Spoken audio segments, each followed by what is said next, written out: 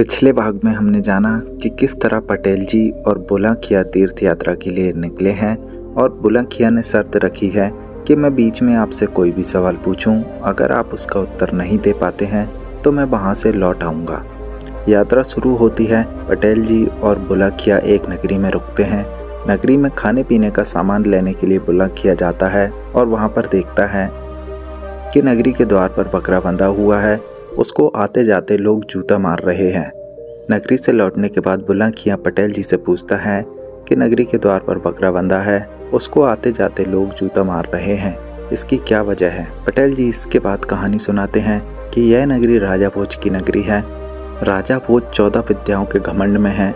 यहाँ पर एक बाजीगर खेल दिखाने आता है। खेल दिखाते हुए वह रस्सी को आसमान में फेंकता है और खेल बीच में रोकने की अनुमति मांगता है। कहता है कि त्रिदेवों में लड़ाई छिड़ी है और उसको शांत करने के लिए मुझे बुलाया गया है। वह ऊपर जाता है और राजा भोज से कहता है कि तब तक मेरी बाजीगरनी आपके पास रहेगी और मैं वापस आकर बाजीगरनी आपसे मांगूंगा। लेकिन वह जैसे ही ऊपर जाता है तो उसके शरीर के टुकड़े नीचे आकर गिरने लगते हैं। अब कहानी आगे। लोगों ने बाजीगर के कटे अंगों को देखकर काफी विचार विमर्श किया। अब जब उनके पास कोई दूसरा रास्ता नहीं बचा था तो राजा ने उसके कटे अंगों को चिता देने का आदेश दे दिया। चिता की बात सुनते ही बाजीगरनी उठ खड़ी हुई और रोते रोते बोली, महाराज, मैं अपने पति के साथ सती होना चाहती हूँ। राजा भोज और उनकी रानियों ने बाजीगरनी को खूब समझाने की कोशिश की कि तुम अभी जवान हो और खूबसूरत भी हो, यूँ सती होकर अपना जीवन समाप्त मत करो। लेकिन बाजीगरनी ने हट कर ली थी। बाजीगरनी बोली, महाराज, या तो मुझे मेरे पति के साथ सती करो, वरना मैं यहाँ मौजूद समस्त जनों को श्राप दूंगी, जिसकी पीड़ा से आप लोग कभी उबर नहीं पाओगे। श्राप शब्द उस समय बहुत मायने रखता था। लोग उससे भयभीत होते थे। खुद राजा भोज भी श्राप का नाम सुनते ही भयभीत हो गए। अब जब खूब समझाने पर भी वह नहीं समझी तो राजा के पास दूसरा कोई विकल्प नहीं बचा था। बाजीगर के साथ बाजीगरनी को भी सती कर दिया जाएगा। लेकिन समस्या यहीं समाप्त नहीं थी। असली समस्या तो अभी आनी बाकी थी। अभी दोनों की चिता ठंडी भी नहीं हुई थी कि राजा और प्रजा ने देखा बाजीगर धीरे धीरे रस्सी से उतरता हुआ वापस आ रहा था। बाजीगर को यूं उतरता देख वहां मौजूद सभी लोगों की आंखें खुली की खुली रह गई। एक बार फिर उनके मन में सवालों का तूफान उठने लगा था। अब बाजीगर नीचे पहुंच गया और राजा भोज के सामने आकर बोला, तो बताइए महाराज, कैसी लगी आपको मेरी कला? मैं आकाश में जाकर वापस आया हूँ। राजा और प्रजा एक मूर्ति की अवस्था में बाजीगर को देखते रहे। किसी की भी आवाज मुख से ना निकली। सभी लोग एक पल बाजीगर को देखते और एक पल उसकी चिता को, जो अभी तो ठंडी भी नहीं हुई थी। अब बाजीगर थोड़ा गुस्सा होने लगा और बोला कि मैंने इतना अच्छा खेल का प्रदर्शन किया है और मेरी कोई भी प्रशंसा नहीं कर रहा है। जब किसी के मुख से बाजीगर के लिए प्रशंसा के स्वर नहीं निकले तो उसने कहा, ठीक है महाराज, यदि आपको और आपकी प्रजा को मेरी कला अच्छी नहीं लगी तो मैं आपसे कुछ भिक्षा की आस भी नहीं रखता। हम किसी दूसरी नगरी में जाकर अपनी कला का प्रदर्शन कर लेंगे। आप मेरी बाजीगरनी को बुला दीजिए, जिसको मैं आपके पास सुरक्षित छोड़कर गया था। राजा भोज एक पत्थर की मूर्ति की तरह बाजीगर को देखते रहे। बाजीगर अपनी पत्नी को ढूंढने लगा, लेकिन जब काफी ढूंढने पर भी वह नहीं मिली तो बाजीगर ने क्रोध में आकर राजा भोज पर कलंक लगाना शुरू कर दिया। अब जब राजा को अपनी चुप्पी तोड़नी पड़ी, क्योंकि कोई भी राजा अपने ऊपर यूं लालछन लगते हुए नहीं देख सकता था। राजा भोज ने कहा, तुम्हारी पत्नी तो तुम्हारे साथ सती हो गई। राजा ने बाजीगर को उसके जाने के बाद सारी कहानी बताई। बाजीगर ने कहा, महाराज, आप एक कपटी राजा हैं, झूठे राजा हैं। जरूर आपने ही मेरी पत्नी को कहीं छुपा दिया है। राजा भोज ने कहा, भला मैं तुम्हारी पत्नी को क्यों छुपाऊंगा?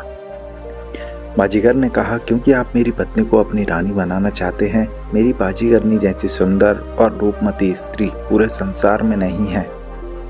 ना ही आपकी कोई रानी इतनी सुंदर है। आप एक चरित्रहीन राजा हैं। सारी प्रजा सुन्न होकर बैठी रही।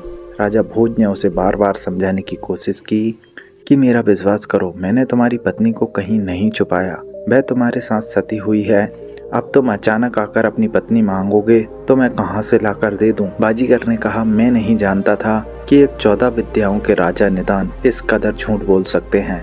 मैं स्वयं आपके सामने जिंदा खड़ा हूँ, तो मेरी पत्नी सती कैसे हो सकती है? या फिर आपके मन में कपट आ गया है?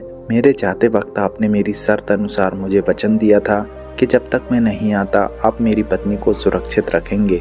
अब जब मैं अपनी पत्नी आपसे वापस मांग रहा हूँ तो आप नाटक कर रहे हैं।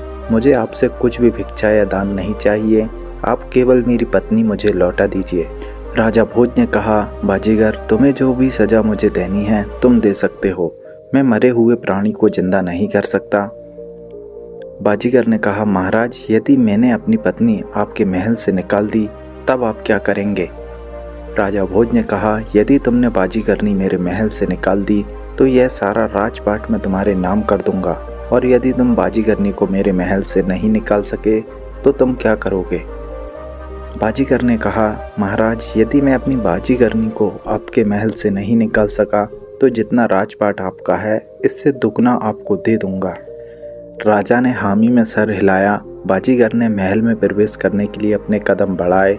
उसके पीछे राजा भोज, उनकी रानियां, मंत्रीगण और समस्त प्रजा भी बाजीगर के पीछे पीछे महल में पहुंच गए। महल में पहुंचते ही बाजीगर ने जोर से आवाज़ लगाई, बाजीगरनी, कहाँ हो तुम? आ जाओ, हम चलते हैं। ऊपर से आवाज़ आई, आती हूँ जी। बाजीगरनी एक कक्ष से बाहर निकली और बाजीगर के पास आकर खड़ी हो गई।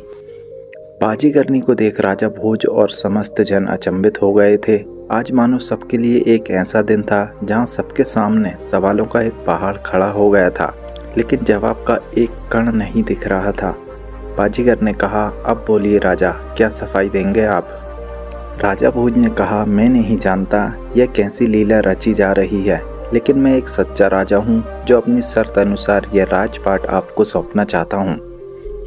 बाजीगर ने कहा, राजा, मुझे आपके राजपाट में कोई दिलचस्पी नहीं है। मैं यहाँ केवल आपकी 14 विद्याओं का घमंड तोड़ने आया था, और यह थी मेरी 15वीं विद्या जिसे आप अभी तक नहीं जानते हैं। जाते जाते जब बाजीगर और बाजीगर ने अपने असली रूप दिखाए तो लोगों के सामने जो सवालों का पहाड़ था वह तिनके की भांति बिखर चुका था, क्योंकि बाजीगर और बाजीगरनी के भेष में कोई और नहीं बल्कि भगवान शिव और माता पार्वती थे। दोस्तों, भाग 3 में आप जानेंगे कि जब राजा भोज 15वीं विद्या सीखने के लिए अपनी यात्रा शुरू करते हैं तब वह किन किन बाधाओं को पार कर 15वीं विद्या सीखने में सफल होते हैं।